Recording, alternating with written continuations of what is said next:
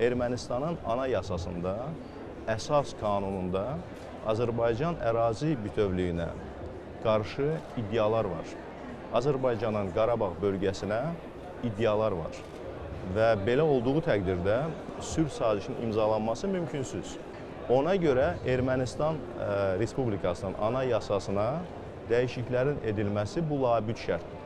Bu müddət ərzində həmin dövlətlər tərəfindən heç bir əməli addımlar problemin çözülməsi istiqamətində işğalçı olan Ermənistana işğal etmiş əraziləri Azərbaycana geri qaytarmağa, beynəlxalq hüquqa hörmət etməyi, öz öhdəliklərini yerinə yetirmək istiqamətində Ermənistana heç bir baskı olmadı.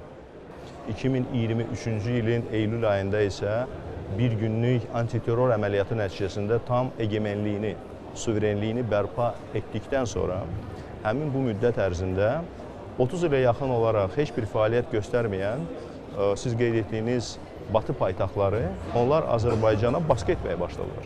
Ancaq Azərbaycanın apardığı və yürütdüyü müstəqil xarici siyasət, bizim üçün dost və müttəfiq ölkələrin dəstəyi və bu sırada təbii ki, ilk olaraq mən qardaş Türkiyəni, bizim üçün qardaş olan dövlət, bizim müttəfiqimizi nəzərdə tuturam.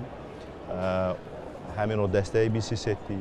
Bir sıra digər ölkələr Azərbaycanın haqq səsini dəstəklədiyini gördük və ona görə də bütün bu planlar, onlar iflasa uğradı.